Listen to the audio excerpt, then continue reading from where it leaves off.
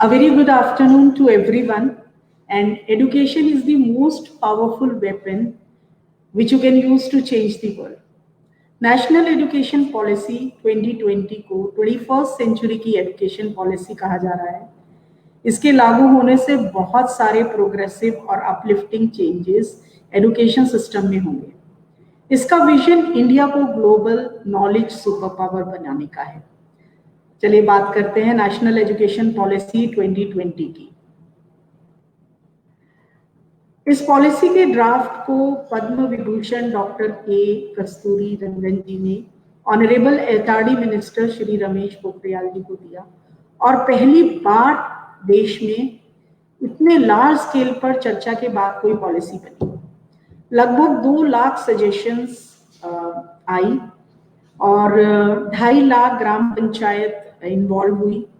6,600 blocks ने अपनी suggestions दी और डिस्ट्रिक्ट्स से सजेशंस आई, पेरेंट्स से सजेशंस आई, टीचर्स से सजेशंस आई।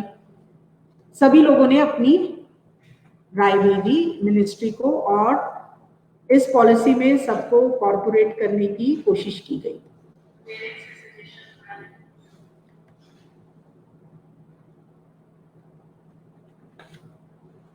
Next slide.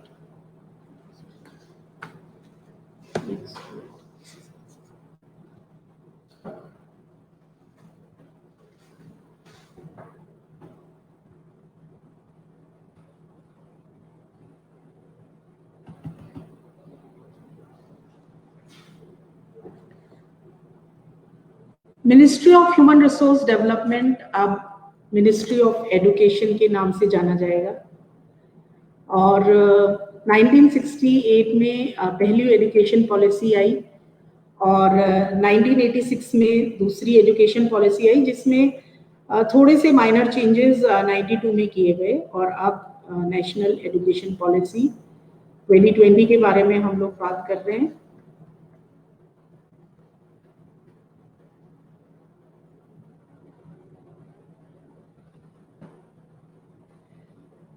ट्रांसफॉर्मेशन की अगर बात करें तो एग्जिस्टिंग स्ट्रक्चर और नई स्ट्रक्चर में क्या फर्क है, तो एग्जिस्टिंग स्ट्रक्चर को अगर हम देखते हैं तो 10+2 का स्ट्रक्चर है और 12 साल बच्चा इस स्ट्रक्चर में था। उसके बाद फिर 12 साल के बाद बच्चा यूनिवर्सिटी में एंटर हो रहा था।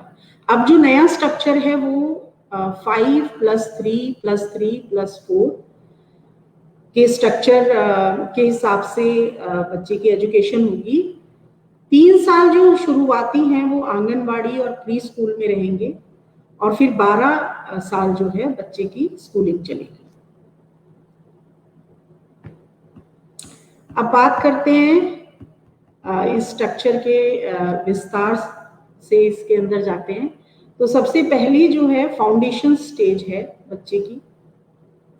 फाउंडेशन स्टेज 5 इयर्स की होगी और इस फाउंडेशन स्टेज में बच्चे को एग्जाम्स का कोई भी प्रेशर नहीं होगा।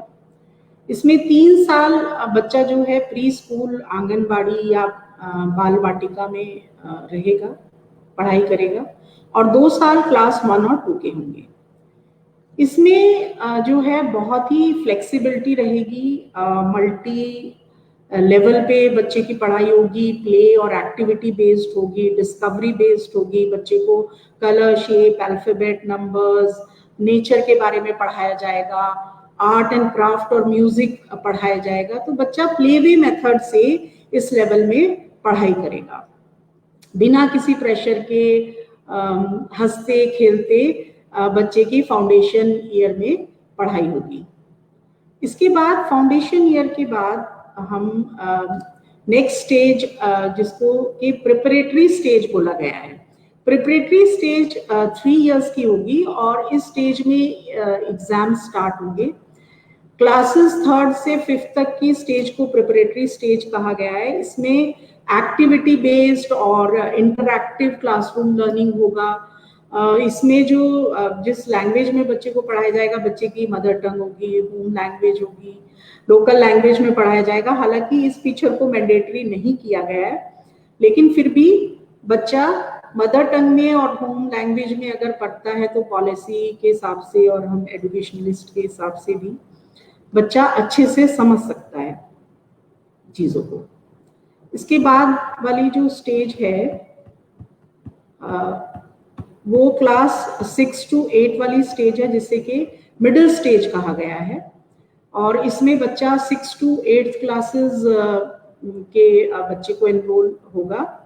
और इसमें एक्सपीरियंशियल लर्निंग सब सब्जेक्ट्स में, मैथमेटिक्स हो, साइंस हो, सोशल साइंस हो, आर्ट्स हो, ह्यूमैनिटीज हो, वो सब में एक्सपीरियंशियल लर्निंग को बहुत ज़्यादा फोकस किया गया है।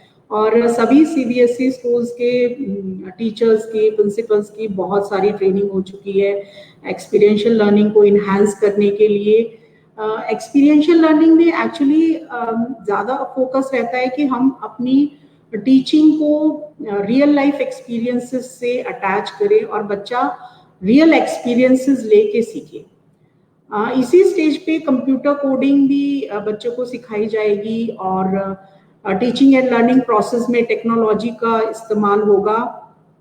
और एक लोक विद्या का कॉन्सेप्ट भी इसमें आया है, जिसमें लोकल आर्टिस्ट को बुलाया जाएगा as a part time instructors के हिसाब से।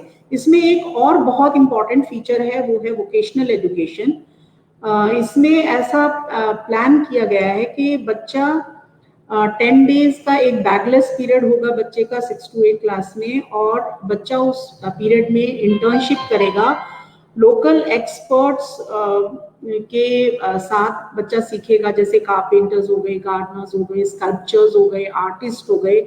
इस तरह की वोकेशनल ट्रेनिंग भी बच्चा इस दौरान लेगा 6 to 8 क्लासेस में। उसके बाद जो स्टेज है वो है secondary stage. Secondary stage 4 years की स्टेज मानी गई है, और उसमें इस स्टेज में बच्चा फॉरेन लैंग्वेज भी सीख सकता है। 9 to 12 की स्टेज है ये। इसमें स्टेज में कोई हार्ड सेपरेशन नहीं है बिटवीन को करिकुलर और को करिकुलर एक्टिविटीज के बीच में, या एकेडमिक या वोकेशनल एजुकेशन के बीच में, साइंस और ह्यूमैनिटीज के बीच में, स्पोर्ट्स, आर्ट या एकेडमिक्स के बीच में। इसमें मल्टी डिसिप्लिनरी स्टडी को फोकस किया गया है। क्रिटिकल थिंकिंग में बहुत ज़्यादा एम्फसाइज किया गया है। फ्लेक्सिबिलिटी बच्चे की चॉइस ऑफ सब्जेक्ट्स में रहेगी 11th-12th में। अब ऐसा नहीं है कि अगर बच्चा फिजिक्स पढ़ रहा है तो वो पॉलिटिकल साइंस या ज्योग्राफी नहीं पढ़ सकता। तो बहुत ज़्यादा फ्लेक्सिबिलिटी बच्चों को मिलने वाली है चॉइस ऑफ सब्जेक्ट्स में। और इसमें स्किल बेस्ड चीज़ों को ज़्यादा प्रमोट किया जाएगा, और रोट लर्निंग को मिनिमाइज किया जाएगा। डिजिटल लिटरेसी में बहुत एम्फसाइज होगा, और कोलैबोरेशन आईटीआई से या पॉलिटेक्निक इंस्टीट्यूट से, लोकल इंडस्ट्रीज से एक कोलैबोरेशन के साथ फिर बच्चों को प्रोजेक्ट्स कराए जाएंगे। इंटर्नशिप की अपॉर्चुनिटी भी बच्चों को इस ग्रुप में दी जाएगी, ताकि बच्चे वोकेशनल सब्जेक्ट्स पे भी ध्यान दे सके। असेसमेंट्स का बहुत रिफॉर्म्स होंगे इस पॉलिसी में। सबमिटिव असेसमेंट से शिफ्ट होगा फॉर्मेटिव असेसमेंट पे। हम लोग ऑलरेडी सीसी में इतना ट्रेनिंग और इतना सब हम कर चुके हैं, हमें ऑलरेडी बहुत कुछ मालूम है सबमिटिव और फॉर्मेटिव असेसमेंट के बारे में। और फॉर्मेटिव असेसमेंट कैसे करना है वो भी हम सब लोग, टीचर्स भी और हम सब ट्रेंड है। फॉर्मेटिव असेसमेंट को ज़्यादा इम्फसाइज किया जाएगा, और कॉम्पिटेंसी बेस्ड एग्जाम्स होंगे। बच्चों की कॉन्सेप्चुअल लर्निंग और higher order thinking skills, HOTS पे, क्रिटिकल थिंकिंग पे फोकस होगा। जो 21st सेंचुरी की जो स्किल्स हैं जो बच्चों को चाहिए, जैसे कोलैबोरेशन हो गया, टीम में कैसे काम करना है, या क्रिएटिविटी और इमेजिनेशन हो गया, क्रिटिकल थिंकिंग हो गई, प्रॉब्लम सॉल्विंग हो गई, कम्युनिकेशन स्किल्स हो गई, ये सब, इन सब स्किल्स को पे एम्फसाइज किया गया है। और एक नेशनल असेसमेंट सेंटर जिसे के performance assessment review analysis of knowledge and holistic development setup होंगे, जो कि सब नॉर्म्स और गाइडलाइन स्कूल के लिए, स्कूल बोर्ड्स के लिए प्रिपेयर करेंगे। प्रोग्रेस कार्ड जो बच्चों का होगा वो होलिस्टिक होगा। होलिस्टिक का मतलब समग्र विकास की तरफ ध्यान होगा। प्रोग्रेस कार्ड में समग्र विकास देखेंगे, खाली एकेडमिक्स का असेसमेंट नहीं होगा बच्चे का, बच्चे के intellectual, emotional, social, physical, artistic, creative सारे पोटेंशियल का असेसमेंट होगा। 360 डिग्री असेसमेंट होगा, मल्टी डायमेंशनल होगा। मार्क्स के साथ साथ सेल्फ असेसमेंट की भी बात की गई है, पीयर असेसमेंट की बात की गई है, बच्चे एक दूसरे का भी असेसमेंट करेंगे, पीयर असेसमेंट की भी बात यहाँ पे हुई है और टीचर असेसमेंट की भी बात हुई है। असेसमेंट में project based, inquiry based learning, quizzes, role play, group work, portfolios को भी इंक्लूड किया गया है। आर्टिफिशियल इंटेलिजेंस बेस्ड सॉफ्टवेयर की हेल्प से बच्चे की पूरी ग्रोथ, जो स्कूल ईयर्स की पूरी ग्रोथ है, उसको पूरा अच्छे से मॉनिटर किया जाएगा। और फिर बच्चे का जब करियर चॉइस का टाइम आएगा, बच्चे की एबिलिटीज और इंटरेस्ट को पूरा ट्रैक किया जाएगा और फिर बच्चे को सजेशंस दिए जाएंगे करियर चॉइसेस में।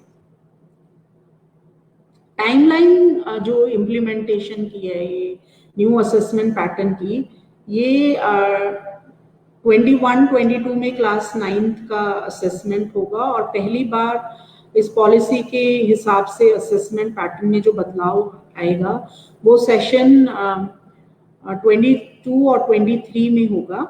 और 12th के बोर्ड के एग्जाम्स पॉलिसी के हिसाब से 2024 और 2025 में इम्प्लीमेंट होंगे।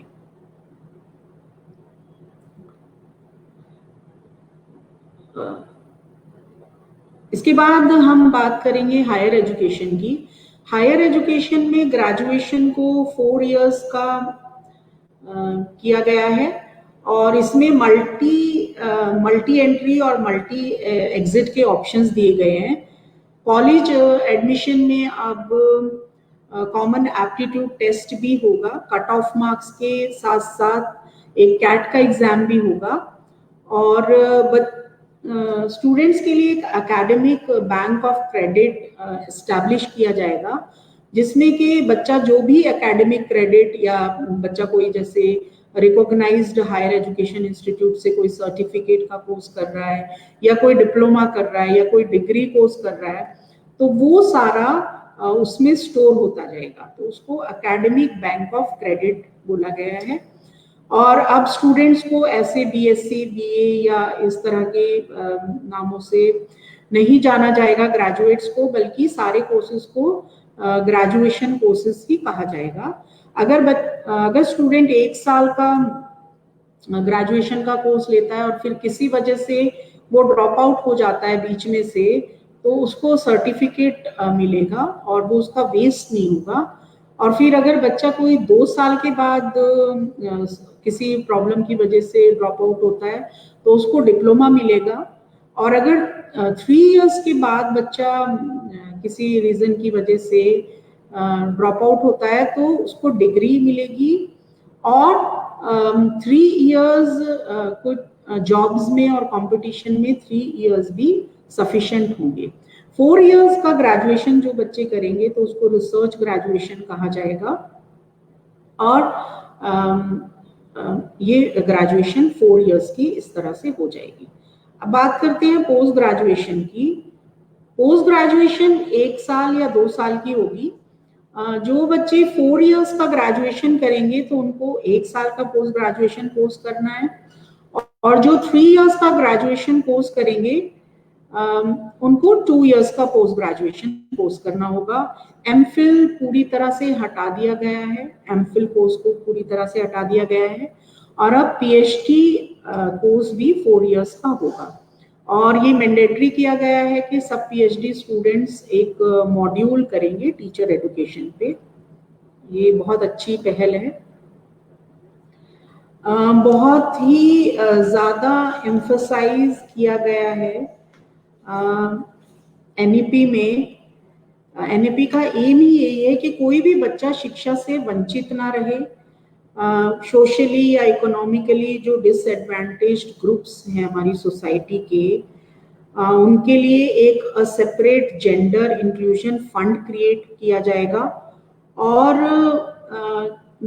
जो भी सोशली इकोनॉमिकली डिसएडवांटेज ग्रुप्स हैं बेस्ड ऑन वो जेंडर आइडेंटिटीज हो या फिर सोशल कल्चरल आइडेंटिटीज हो या जियोग्राफिकल आइडेंटिटीज हो, डिसेबिलिटीज हो, लर्निंग एबिलिटीज जो बच्चों के अंदर पाई जाती है, सोशो इकोनॉमिक कंडीशंस हो या फिर स्पेशल नीड्स के बच्चों को टेक्नोलॉजी की सहायता से अच्छी बेहतर से बेहतर एजुकेशन प्रोवाइड करने के लिए इसमें प्रावधान है। इसमें स्पेशल एजुकेशन जोन्स बनाने के ऊपर बात की गई है कि स्पेशल एजुकेशन जोन्स बनाए जाएंगे जहां पे ये ध्यान रखा जाएगा कि कोई भी बच्चा शिक्षा से वंचित ना रहे। इसमें जिक्र है कुछ बाल भवन बनाने का। बाल भवन का निर्माण होगा हर डिस्ट्रिक्ट में जिसमें कि आर्ट और करियर और खेल कूद से रिलेटेड सेमिनार्स होंगे बच्चों के लिए और इसमें एक सोशल इंटेलेक्चुअल वॉलंटरी एक्टिविटीज को भी इसमें प्रमोट किया जाएगा। सामाजिक चेतना केंद्र बनेंगे, सब स्कूलों का गवर्नमेंट स्कूल्स की इंफ्रास्ट्रक्चर को यूज किया जाएगा और सोशल इंटेलेक्चुअल और वॉलंटरी एक्टिविटीज में पार्टिसिपेट कराया जाएगा। Change is the law of life. Good things take time definitely, and if we do not change we do not grow. If we do not grow we aren't really living, and children are not things to be molded but are people to be unfolded. Let us motivate, let us encourage, let us guide our children to become better human beings, those who can work for the betterment of the society and betterment of the country. Thank you so much. This was just a brief about NEP. It's a very vast document, so it was a little initiative to give you little brief about NEP. Thank you so much.